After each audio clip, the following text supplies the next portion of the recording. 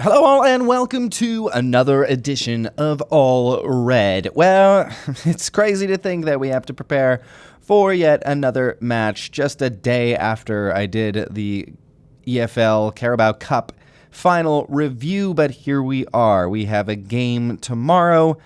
It's the FA Cup, and we are facing Southampton at Anfield, and this might be one of the most difficult starting 11s I've ever had to try to predict, because we are scraping the bottom of the barrel, as it were, and I am maybe more so than the starting 11 for tomorrow. I'm actually more curious to see who's going to be on the bench, because when you put the starting 11 together, are there even going to be players available on the bench? I have absolutely no idea. The quad is still on. I think if you are a Liverpool fan, and I think if you're Klopp, you do want to win this one, especially at Anfield. But you can't ignore the challenges of playing a pretty much probably a Premier League level team with the squad that we have. By the way, I don't want it to sound like I don't believe in this team. I do. I absolutely do. We just beat Chelsea at Wembley with a bunch of teenagers. And I know now people are coming out and saying, Chelsea had a younger team. They had a younger team. Poor Chelsea. They were the underdogs. They started with the younger team and they ended with the younger team. Poor Chelsea. They don't have anyone in their squad. They don't have any resources to compete. I don't buy it, okay? Yeah, sure, they were younger. But, you know, maybe the gap was £200 million between what that squad costs and what Liverpool's ending team costs, okay? We were playing academy kids, and they were playing £100 million midfielders. So take that and take it straight to the bank. Why don't you? So I don't want to hear it. I don't want to hear it, okay? Just knock it off. Enough about Chelsea. We're done with them. Let's talk about this upcoming match, FA Cup 5th round. It's Southampton visiting Anfield to play what surely will be a squad with a few academy players. Let's jump into it. And now I know several of you, thank you by the way, have showed me through the comments section, which I really, really appreciate. You've shown me that my pronunciation of our new starting goalkeeper, formerly known as Koeman Kelleher, his name is Caoimhin Kelleher, okay? Now, I did release my world debut of the Koeman Kelleher song yesterday, and I totally mispronounced his name, and I knew I did. It was actually one of the lines in the song that I cannot say or spell his name. I'll put a link in the description for that song if you want to check it out. It's a beautiful, beautiful song to our deputy, formerly known as Koeman Kelleher. Well, now I think that it is Caoimhin Kelleher. So to make things right, and I know Caoimhin Kelleher is probably watching every episode of this show, so Caoimhin, I apologize. I should have done my research, but that's why we have such a great community here on All Red. They just, they've got my back. So I actually created a Caoimhin Kelleher rap song, and I'm going to pull up the lyrics here so that I can release this to the world. We're just releasing hot tracks all over the place. And instead of bringing Martin back onto the show, friend of the show, Martin, my guitar, I'm actually going to drop a sick beat here and see if I can't do this sick rap for Caoimhin Kelleher. Let's get it going. I like that. Come on. Yo, his name is Caoimhin, and we need him. He's our deputy, and now that Klopp has freed him, no one can beat him. He gets his feet in. His blonde locks are flowing and a sweeping. His name is Caoimhin. So, anyways, that's that. And that gets us really in a great way, going on our predicted starting 11. So it's Caoimhin Kelleher once again in goal. You know, he could be easily benched for Adrian. That's probably the right decision, but I don't care because I needed a good excuse to drop my Caoimhin Kelleher rap song. I'm going to do probably at some point, I'm going to have to do a full album of just Caoimhin Kelleher songs. That would be something. That would be probably really a big hit over in Ireland. So it's Kelleher as our starting goalkeeper. It's probably going to be Adrian, let's be honest, but Caoimhin Kelleher deserves it. Now, after the goalkeeper position, we have a lot of weird decisions to make. So here's my back line. I think it's going to be Gomez and Kwanzaa anchoring the middle. I don't think there's any possibility of Virgil van Dijk starting, and I don't think there's a possibility of Konate starting. Van Dijk played 120 minutes, and I think Konate, I think he was subbed off in like the 105-minute mark. So they need to rest, absolutely. They might be on the team sheet just in case.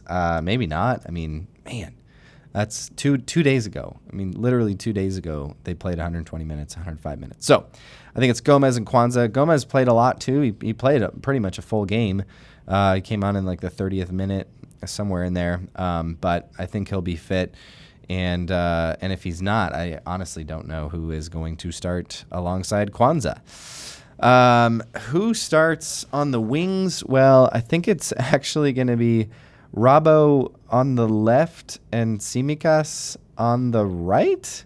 I don't know how else you can start because, as we'll see here, and you can already see it on the screen, I think Connor Bradley has to start as well, but not in the defense. I think he's actually going to be in the midfield.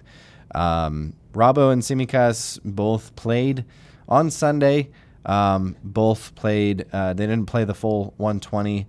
Robbo was subbed off. When was he subbed off? I don't even remember. Let me look. Robertson was subbed off in the 87th minute, and that's when Tsimikas came on. So Robbo played a full game. He might not be ready to go again, but again, it's like, who else do you bring in on the defense? I honestly don't know. I really don't know. So I think that's going to be our back four. Tsimikas, Gomez, Kwanzaa, Robbo. Let's talk about the midfield. I think it's McAllister in the 6. There's no way that Endo's playing. There's no way he should play. He played a full 120, and I don't think he'll even be on the team sheet. We also lost Gravenberg, but I think if McAllister's good to go, I would slot him in as kind of he's the anchor really for the entire team in this one. If he can work that midfield, I would feel pretty good about that. Alongside of him, I've got Bradley and McConnell. I think if Connor Bradley should be good to go. He's got young legs. He was subbed off. I would assume that he was subbed off by Klopp in kind of preparation maybe for this Wednesday game. And he played 72 minutes on Sunday, and he should be fresh. And that'd be a big boost in the midfield if we had him alongside of McAllister. And then it's McConnell. He came on for McAllister in the 87th minute. So, hey, let's get him some minutes. Let's get him some minutes and see what happens. Front three. I have no idea if Darwin Núñez is fit. Sure looked like he was fit when he rage stomped through the stands over the siding. Might have hurt a few people on his way to celebrate the Van Dijk goal on Sunday. He sure looked fresh, didn't he? Didn't he look fresh? That was something. And man, it's good to see that off the field too. That's just who he is. That's just who Darwin Núñez is. And that's him through and through, and you can't contain him. And that's why we love him. That's why we love our Darwin Núñez. I would love to see him play tomorrow. I don't expect him to. I don't expect Klopp to rush him back, and if he wasn't even on the team sheet on Sunday, again, it's just hard to see him. Maybe he's available on the bench. I could see that. I don't see him starting, though. I think it's going to be Clark, Gakpo, and Dan's. I'm actually kind of excited to see this if it happens.